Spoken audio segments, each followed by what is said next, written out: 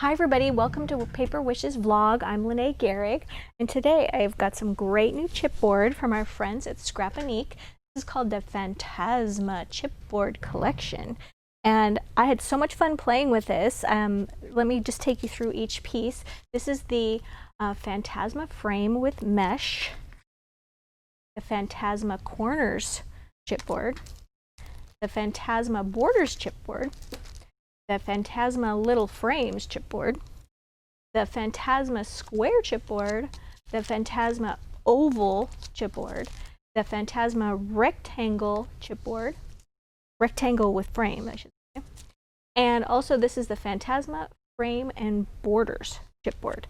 So lots of fun. Let's get right into this and show you my first project. Here we go. This is a scrapbook page I did yesterday, and I used the corners. Let me see, where did I put that one? Here we go. This is the Fantasma Corners right here, and it includes 4 corners, which I used 3 of them here on the page. Here's the 4th one. There we go. And then it had this great little kind of a long border right there, and because I knew I was going to put a cluster of flowers right here, I didn't want to put another corner, it would just get covered up. So I went ahead and put that right there, and then just added a cluster of flowers. The background paper, this is my favorite one from this collection. This is from Wood and Textures paper pack from hot off the press. It's new. It's one of Debbie and my favorites. But then I also used some flowers here from 49 and Market. This one is called Wildflowers in Sky. This is a new one, and I just wanted to show you what this looks like. It's got this 2 little clusters like this. They already come pre-done like that, and then they're wired so you can manipulate the flowers, the leaves and everything, and the little coils. So what I did was once I went ahead and matted my 5x7 photo, and I glued down all my corners, and I used Cosmic Shimmer Specialist acrylic glue to glue those down. Excuse me, and I glued the border here as well. Then I went ahead and glued down one of these little clusters here, and then added, this one is called Country Blooms Cloud Collection. It has this beautiful sort of linen white, and I just put a couple of the little flowers right here, and then up here I did one of the larger linen flowers, and then there's this little cluster of blue flowers. This also came from the Wildflowers pack, and they have these wonderful long stems, but I didn't need the stem, but I didn't want to cut it off. So what I did was I just took a craft knife, they're wire stems, did this, right? Waste not, want not. You can just totally manipulate this. And then I wanted my flowers both on one side, so I turned it, and I just glued those down like that. Okay, and then once I got those flowers down, my next step was to play with all the little sparkles. This is Sea Level Sparklets. I love it because it's got different shades of blue in it, and then some white. And I just sort of glued those down around the little clusters. Wanted to have it be like a tight cluster here, and then just a little looser at the top. So that was really a fun page to do. I enjoyed that one. Right, this card uses the mesh, and the minute I saw this, I immediately thought of one of those windows kind of from the cute little ranch style houses with the mesh windows. They're diamond windows, and I just love that. And so what I wanted to do is cover my card. This is Country Bloom paper pack, and Country Blossom rather, and I went ahead and covered that with that, and I just wanted to have a little bit of the purple border down here. Went ahead and glued my mesh square right here, and then I wanted to get some greenery in there, so I used the Bigger Leaves and Ferns cutting die that's new from hot off the press. So I cut used the fern to cut a couple little ferns here. One is from pastel green cardstock, and the other one is from this sort of yellow color. And then I just took a green ink pad and I just gave that yellow one some green tips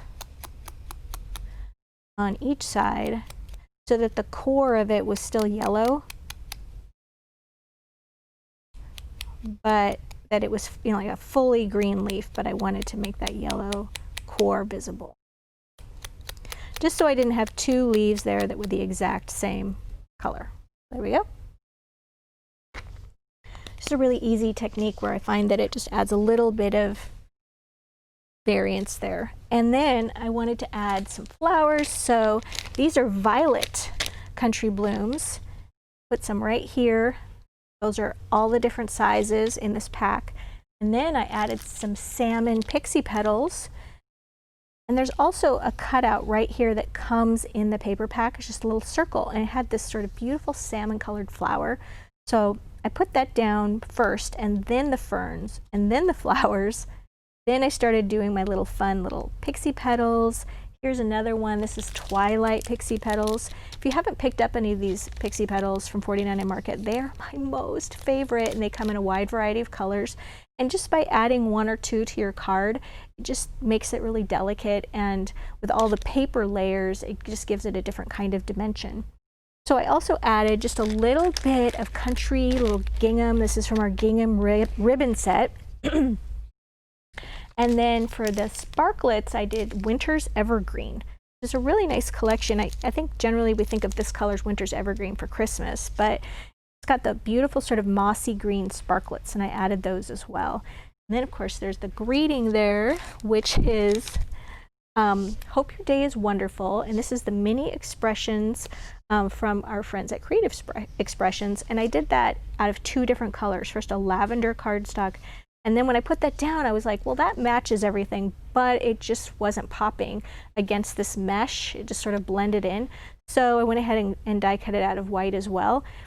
But of course, my lavender was glued on there, and if I'd pulled it off, it would have messed everything up. So I just offset it and laid it right over there. So there's always a way to fix something when you've kind of got yourself, you think, well, what am I going to do now? There's always a way out.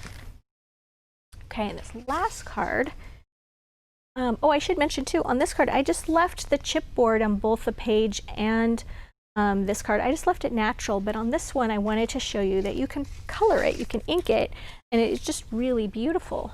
So on this particular one, I used the little frames. Come on, little frames, where are you? Here we go. This is the little frames, and I also used the borders. Here we go.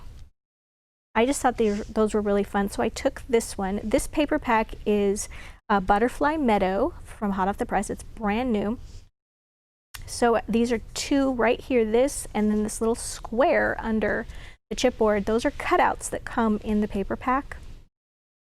So I just covered my card with probably the top left corner of the paper because I really wanted this purple border of flowers. And then I went ahead and cut a little cutout that was square. I thought, well, what am I going to do with that? And so I thought, well, it would be really cute to put one of those over the top of it. But how to color it? I wanted to show you guys how easy these are to evacuate. You'll see that there's a little notch here, and you just find where the little notches are that are holding it in place, and you just gently pull those notches, and it just releases here. And then there's another notch up here. And then they just come right out. They're usually kind of secured by 2 to 3 notches, depending how big they are. So I'm going to use this one. It's this different shape, but it'll give you the idea of how to color. Because these things are beautiful, but they are pretty delicate. So how to color them? First of all, I just started off with my purple Cat Eye Q. And I went with the light purple first. Come. There we go. And I just went over the surface of that. And I'm not scrubbing it, I'm just pouncing it. Just like that. It's thoroughly covered.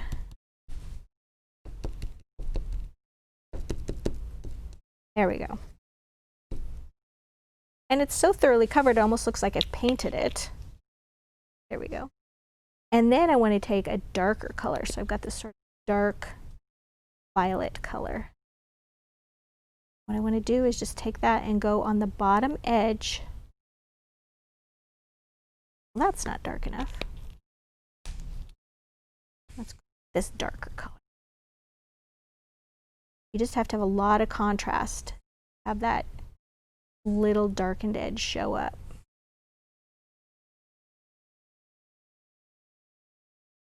Okay, whoops.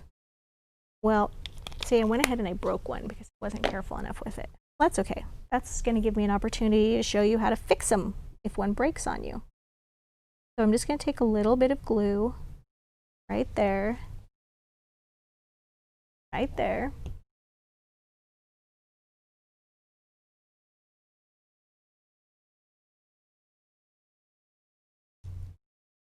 You're just going to put those right together like this. That.